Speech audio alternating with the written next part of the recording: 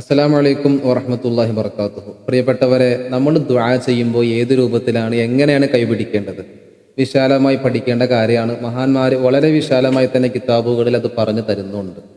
നമ്മൾ ആദ്യമായി മനസ്സിലാക്കേണ്ടത് നമ്മൾ ആരോടാണ് ദുആ ചെയ്യുന്നത് എന്നുള്ളതാണ്. ആ ബോധം നമുക്ക് വേണം. നമ്മളൊരു ആവശ്യം ഉന്നയിച്ചൊരു നിവേദനം എഴുതി, ഒരു ലെറ്റർ എഴുതിയിട്ട് മുഖ്യമന്ത്രിയുടെയോ MLA യുടെയോ പഞ്ചായത്ത് പ്രസിഡന്റിൻ്റെയോ മുന്നിൽ കൊണ്ടുപോയി കൊടുക്കുമ്പോൾ നമ്മൾ പോകുന്നത് ഇങ്ങനെ ഇരിക്കും. നല്ല നട്ടൽ നിവർത്തി ആണുങ്ങളെ പോലെ ആയിരിക്കും നമ്മൾ പോവുക. അവിടെ ചെന്ന് നിവേദനം കൊടുക്കുമ്പോൾ നമ്മൾ ഒന്നിങ്ങനെ വളയാറില്ലേ? നമ്മുടെ കൈയൊക്കെ വിനയാനിതമായ രൂപത്തിലല്ലേ പോവാറുള്ളത്? എത്ര വിനയത്തോടെ, ചെറു പുഞ്ചിരിയോടെ, പ്രതീക്ഷയോടെയാണ് നമ്മൾ ആ ലെറ്റർ കൊടുക്കുന്നത്. എൻ്റെ പ്രിയപ്പെട്ടവർ, അള്ളാഹുവിനെ കുറിച്ച് നമ്മൾ എന്താണ് മനസ്സിലാക്കിയിരിക്കുന്നത്? റബ്ബുൽ ആലമീൻ, ലോകങ്ങളുടെ രക്ഷിതാവായ അള്ളാഹു അല്ലേ? ഈ ലോകത്ത് ഏതെല്ലാം പടപ്പുകളുണ്ടോ ആ പടപ്പുകളുടെ മുഴുവനും റബ്ബല്ലേ അള്ളാഹു? രാജാതിരാജനല്ലേ? മാലിക്കുൽ മുലൂക്കല്ലേ? ദുൽ ജലാലി വൽ ഇക്റാം, ഏറ്റവും വലിയ പ്രതാപത്തിനുടമയല്ലേ? മഹത്വമുള്ളവനല്ലേ? ഏറ്റവും വലിയ മഹത്വമുള്ളത് റബ്ബിനല്ലേ? അള്ളാഹുവിനോട് നമ്മൾ ചോദിക്കുമ്പോൾ പടച്ചോനെ കളിയാക്കുന്ന കോലത്തിലല്ലേ നമ്മൾ ചോദിക്കുന്നത്? ഒരു സിമ്പിളായി നമ്മൾ ചിന്തിക്കുകയാണെങ്കിൽ, മുഖ്യമന്ത്രിയുടെ മുന്നിൽ അല്ലെങ്കിൽ ഒരു പഞ്ചായത്ത് പ്രസിഡന്റിന്റെ മുന്നിൽ നമ്മളൊരു ആവശ്യം ഉന്നയിച്ച് ഒരു ലെറ്റർ കൊണ്ടു കൊടുക്കുമ്പോൾ ഇങ്ങനെ കൊടുത്ത അയാളുടെ പ്രതികരണം എന്തായിരിക്കും? അല്ലെങ്കിൽ ഇങ്ങനെയാണ് കൊണ്ടു കൊടുത്തിട്ടുണ്ടെങ്കിൽ അവരുടെ റിയാക്ഷൻ എന്തായിരിക്കും? നമുക്കത് പ്രഡിക്റ്റ് ചെയ്യാൻ പറ്റും അല്ലേ?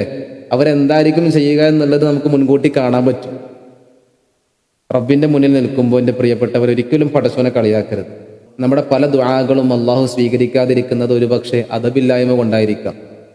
ചോദിക്കുമ്പോൾ ചോദിക്കേണ്ടതുപോലെ ചോദിച്ചാൽ പടച്ചോൻ ഉത്തരം ചെയ്യുമെന്ന് മുത്ത് റസൂലുള്ളാഹി സ്വല്ലല്ലാഹു അലൈഹി വസല്ലം മാത്രം പഠിപ്പിക്കുന്നുണ്ടല്ലോ. നമുക്കൊരൊറ്റ കാര്യം മാത്രമാണ് ഈ വീഡിയോയിലൂടെ നമ്മൾ ഉദ്ദേശിക്കുന്നുള്ളൂ. കൈ പിടിക്കേണ്ടത് ഏത് രൂപത്തിലാണ്? മഹാനായ ഇബ്നു ഹജർ റളിയല്ലാഹു അൻഹുവിൻ്റെയും ഇമാം റംലി റളിയല്ലാഹു അൻഹുവിൻ്റെയും അടുക്കൽ വ്യത്യസ്തങ്ങളായ വീക്ഷണങ്ങളുണ്ട്. ഒരു ഇമാം ഇങ്ങനെ പിടിക്കണമെന്ന് പറയുന്നു, മറ്റൊരു ഇമാം ഇങ്ങനെയാണ് പിടിക്കേണ്ടതെന്ന് പറയുന്നു. രണ്ടും ശരിയാണ്. നമ്മൾ അള്ളാഹുവിനോട് ചോദിക്കുമ്പോൾ വളരെ വിനയത്തോടെ, പടച്ചോനെ എനിക്ക് നല്ലൊരു വീട് തരണേ അല്ലാഹ്, വളരെ വിനയത്തോടെ നമ്മൾ ചോദിക്കുന്നു.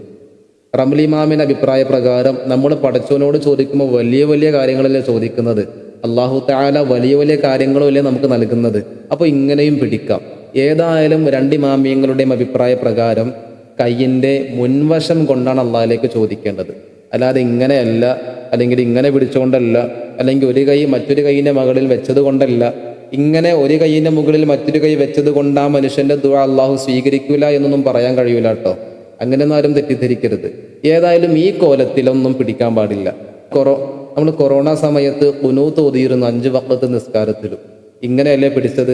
വന്ന ആപത്ത് പടച്ചോനെ തട്ടി മാറ്റണേ, ഒഴിവാക്കി തരണേ എന്ന് നമ്മൾ ദുആ ചെയ്യുമ്പോൾ ഇങ്ങനെയാണ് കൈ പിടിച്ചത്.